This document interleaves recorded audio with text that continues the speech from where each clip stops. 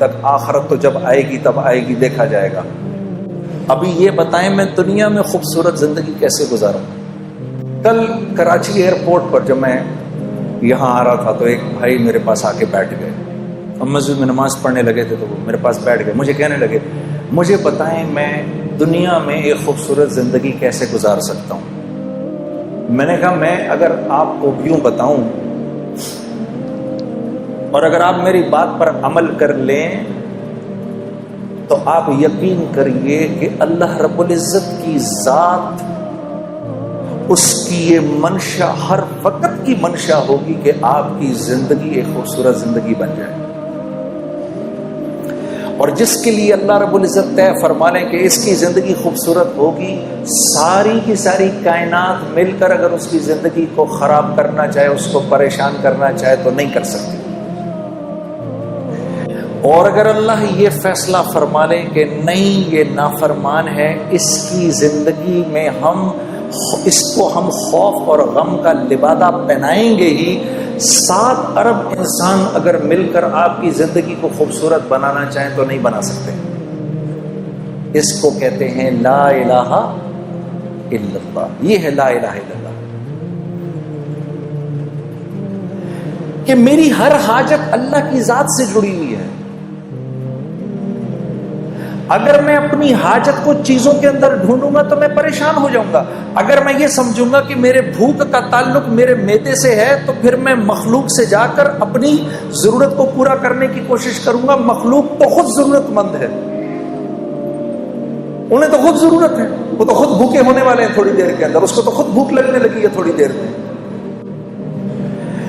میرے دوستوں، بھوک آتی ہے اللہ کے بھوک کے خزانوں سے، اس کا تعلق معدے سے نہیں ہے۔ آج تو یہ بات اتنی عجیب ہے کہ اس بات کو کرو بھی تو مسلمان کی اولاد بھی آپ کی شکل کو ایسے دیکھتی ہے کہ جیسے پتہ نہیں کون سی انوکھی بات کہہ رہا ہوں میں، لیکن یہ سچ ہے، یہ اللہ کی سنت ہے، اس نے کبھی تبدیل نہیں ہونا۔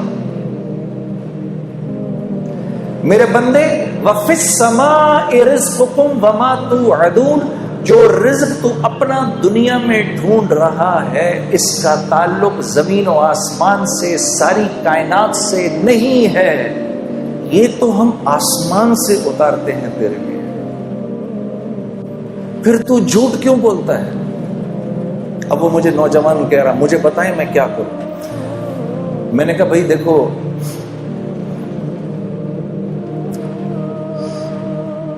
دنیا میں اگر اللہ کی مان کے چلو گے تو یہ اللہ کا وعدہ ہے کہ اللہ تمہیں حیات طیبہ دیں گے، اور حیات طیبہ اور زندگی کا نام ہے جو زندگی اللہ لمبی کر دیتے ہیں۔ نیک انسان کی زندگی اللہ لمبی کر دیتے ہیں، اس کی تقدیر بدل دیتے ہیں۔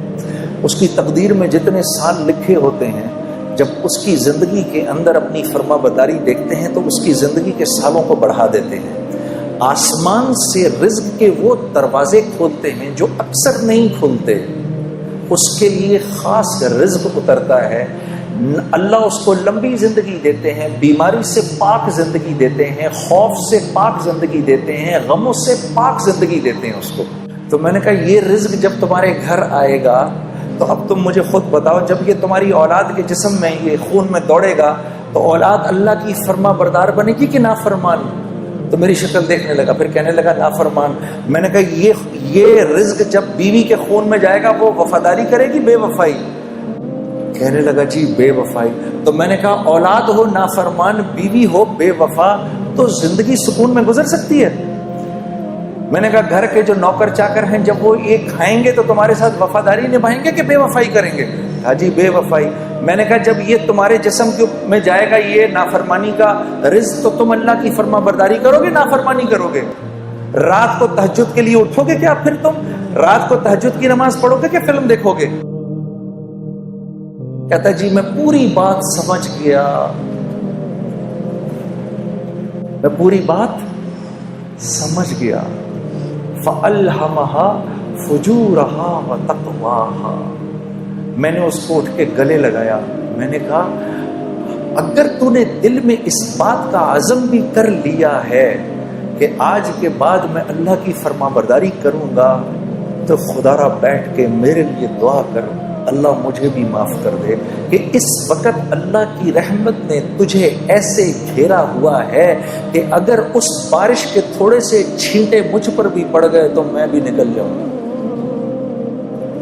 کیونکہ اللہ کا جو بندہ اندر سے اس بات کا عزم کر لے، اے اللہ آج کے بعد نافرمانی نہیں کروں گا، میری مدد کر، آج کے بعد میں تیری فرما برداری کی پوری کوشش کروں گا، جو بندہ اس بات کا صرف دل میں عزم کر لے، اللہ کی رحمت اس کے ساتھ ہو جاتی ہے۔ وہ ایک قدم چلتا ہے، اللہ اس کے ساتھ 10 قدم چلتے ہیں۔ وہ اللہ کی طرف چل کے جاتا ہے، اللہ اس کی طرف دوڑ کے جاتے ہیں۔ یہ اللہ کا وعدہ ہے۔ یہی قریب میں جو رائے گنج کا مرکز، میں پہلی دفعہ جب یہاں سے 4 مہینے لگا کر گھر گیا تو گھر مفتی تقی عثمانی صاحب سے میں نے گزارش کی، حضرت تشریف لے کر آئے، اور یہی بات جو بھی میں آپ سے کہہ رہا ہوں نا، اللہ کے لیے اپنے نفس پر پہلا قدم رکھنا، پہلا قدم نفس پہ رکھنا، دوسرا قدم جنت میں۔ تو طبیعت پر بڑا بوجھ پڑ رہا تھا، میں کیسے کروں گا۔ آج کے بعد اگر نامحرم عورت سامنے آئے گی تو میں نظریں کیسے ہٹاؤں گا؟ سامنے سے نامحرم عورت آئی، آپ کی اس پر پہلی نظر پڑی اور آپ نے اپنی نظر جھکا لی، اسی لمحے اللہ پچھلے سارے گناہ معاف کر دیتے ہیں۔ اور ایمان کی وہ حلاوت عطا فرماتے ہیں جس کو آپ اپنے سینے میں محسوس کریں گے۔ اسی لیے اللہ رب العزت نے اپنے بندے کے اپنے طرف آنے کو جہد سے تشبیہ دی۔ اللہ رب العزت کا ارشاد ہے، والذین جاہدوا فینا، میرا وہ بندہ جو میری طرف آنے کی جہد کرے گا۔ آرام سے نہیں آ سکتا، آرام سے نہیں آئے گا، نفس پر بوجھ ضرور پڑے گا۔ جو جہد کرے گا، جب بیٹا کسی غلط بات کا مطالبہ کرے تو بیٹے سے کہے گا، بیٹا باوجود اس کے کہ تو میری اکیلی اولاد ہے، لیکن میں کیا کروں، یہ گناہ میں نہیں کر سکتا کیونکہ اللہ اور اس کے رسول کا حکم نہیں ہے، یہ میں نہیں کروں گا بیٹا، یہ میں نہیں کر سکتا۔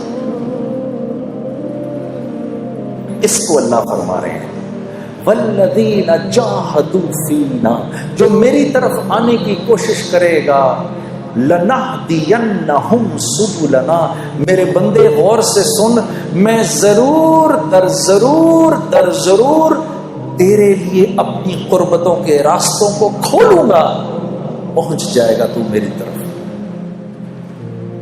تو میں نے جب یہ بات سنی تو میں مفتی صاحب کا چہرہ دیکھنے لگا، میں نے کہا حضرت مجھے بات سمجھ نہیں آئی، مجھے سمجھائیں ذرا، مجھے نہیں بات سمجھ میں